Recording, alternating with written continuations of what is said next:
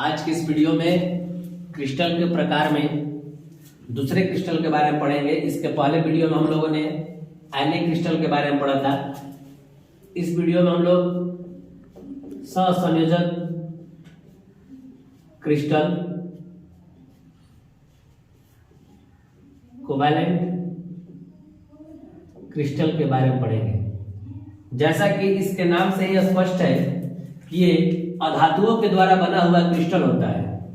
इनका जो होता है परमाणुओं के बीच सहसंयोजक बंधन बना होता है। इस क्रिस्टल में ठोस पदार्थों के काफी बड़े अणु होते हैं। इनका द्रवणांक और क्वथनांक उच्च होता है। ये जो होते हैं इनका अपवर्तनांक भी उच्च होता है। इसके अंतर्गत हीरा और ग्रेफाइट आते हैं। ग्रेफाइट एकमात्र ऐसा इसका एग्जाम्पल है जो विद्युत का चालन करता है। अन्य सभी जो सहसंयोजक क्रिस्टल होते हैं वो विद्युत के कुचालक होते हैं। इसमें जो बंधन बनता है वह काफी मजबूत बनता है। इसके कुछ गुण हैं जो कि आप देखेंगे। सहसंयोजक का पहला गुण होता है कि ये बहुत कठोर होते हैं। जो सहसंयोजक क्रिस्टल होते हैं ये प्रायः बहुत कठोर होते हैं, बहुत कठोर होते हैं। मतलब ये आसानी से टूटते नहीं। जैसे कि आपके सामने हीरा है, कोरंडम है, सिलिका है। इसके साथ साथ इनका द्रवणांक और क्वथनांक उच्च होता है। इनका द्रवणांक और क्वथनांक उच्च होता है। साथ ही साथ इनका अपवर्तनांक भी उच्च होता है। सहसंयोजक क्रिस्टल का अपवर्तनांक उच्च होता है। ग्रेफाइट के अलावा अन्य सभी जो होते हैं विद्युत के कुचालक होते हैं।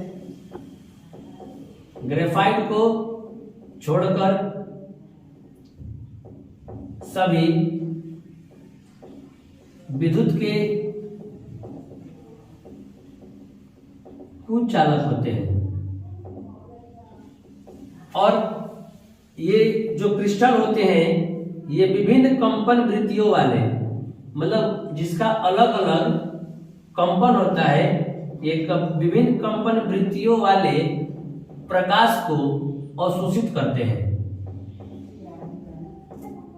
ये हमारे सहसंयोजक क्रिस्टल के कुछ खास गुण हैं। इसके बाद हम लोग पढ़ेंगे मॉलिक्यूल क्रिस्टल, मतलब आणविक क्रिस्टल के बारे में। तीसरा है आणविक क्रिस्टल। आणविक क्रिस्टल, मॉलिक्यूलर क्रिस्टल। इसके नाम में ही है कि इसमें अणु होते हैं। इसमें क्या है? इसमें अणु होते हैं। इसके जालक बिंदुओं पर अणु उपस्थित रहते हैं और इन पर किसी प्रकार का आवेश नहीं होता। क्योंकि अणु में धनायन और ऋणायन एक दूसरे के आवेश को खत्म कर देते हैं, इसलिए आणविक क्रिस्टल में किसी प्रकार का जो होता है आवेश नहीं पाया जाता है। आणविक क्रिस्टल में बहुत ही कमजोर वांडर बल पाया जाता है। मतलब इसके जो क्रिस्टल होते हैं, जो इसके आयंस होते हैं, वो आसानी से टूट जाते हैं। ये एक दूसरे से काफी कमजोर बल से जुड़े होते हैं।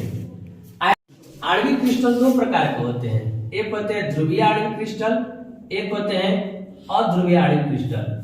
ध्रुवीय में जो होते हैं असमान होते हैं। इसमें पाए जाने वाले जो अणु होते हैं वो असमान होते हैं और अध्रुवीय में जो होते हैं वो एक समान होते हैं। आणविक क्रिस्टल का सबसे अच्छा उदाहरण जल होता है। यदि इसका हम स्ट्रक्चर बनाते हैं तो उसमें पाए जाने वाले पॉजिटिव और नेगेटिव एलिमेंट इस प्रकार से व्यवस्थित होते हैं।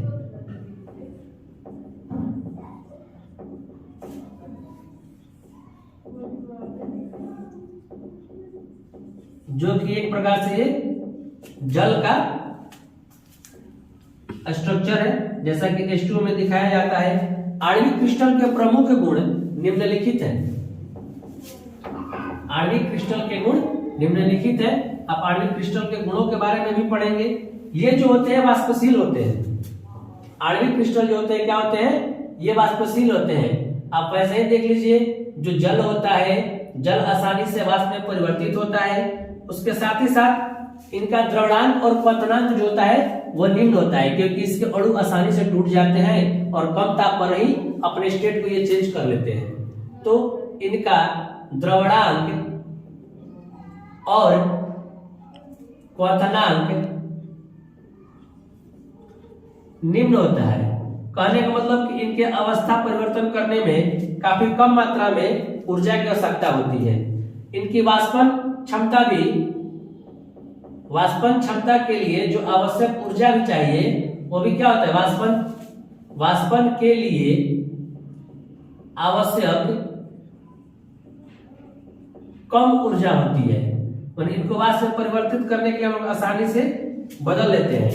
ये जो होते हैं ठोस अवस्था में अपारदर्शी होते हैं, ठोस अवस्था में अपारदर्शी, क्रिस्टल अवस्था में पारभासी और द्रव अवस्था में पारदर्शी होते हैं। ये आणविक क्रिस्टल के गुण होते हैं। इसके बाद अब हम लोग धात्विक क्रिस्टल पढ़ेंगे।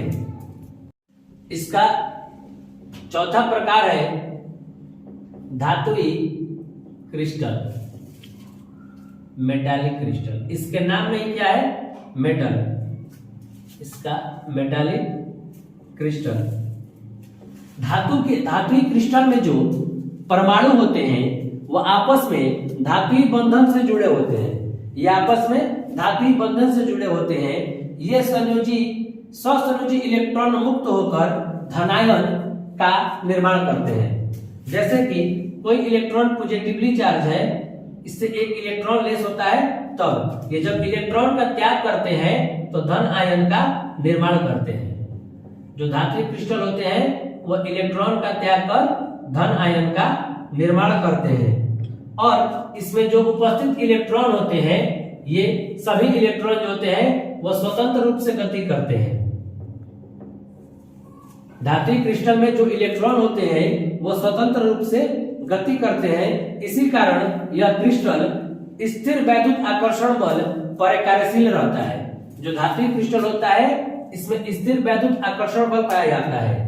धात्विक क्रिस्टल के कुछ खास गुण होते हैं, जैसे कि इसमें उपस्थित इलेक्ट्रॉन, जो धात्विक क्रिस्टल होते हैं, धात्विक क्रिस्टल में इलेक्ट्रॉन स्वतंत्र होते हैं। धात्विक क्रिस्टल में इलेक्ट्रॉन जो होते हैं वो स्वतंत्र होते हैं। इलेक्ट्रॉन स्वतंत्र होने के कारण ये जो होता है स्थिर नहीं होता है, और इलेक्ट्रॉन स्वतंत्र होने के कारण ही ये विद्युत के चालन होते हैं, विद्युत का चालन करते हैं। इलेक्ट्रॉन स्वतंत्र होने के कारण इसलिए ये क्या करते हैं, तो विद्युत का चालन करते हैं, विद्युत का चालन करते हैं। उसके साथ ही साथ जो धात्विक क्रिस्टल होते हैं वो आघातवर्ध और तन होते हैं। जैसा कि धातु में गुण होता है आघातवर्धता का, उसी तरह धात्विक क्रिस्टल में आघातवर्ध और तन्यता का गुण पाया जाता है। यदि इनमें ऐसा देखा जाए तो धातुओं के समान विशेष प्रकार की चमक पाई जाती है। धातुओं के क्रिस्टल में क्या होती है, तो विशेष प्रकार की चमक पाई जाती है। ये हमारा धात्विक क्रिस्टल का हुआ। इसके बाद अब हम लोग क्रिस्टल, उसके सतहों के बीच बनने वाले कोण, आकाशीय जालक, जालक बिंदु, इकाई सेल, इन सभी महत्वपूर्ण तथ्यों पर अगले वीडियो में आपके सामने प्रस्तुत करेंगे।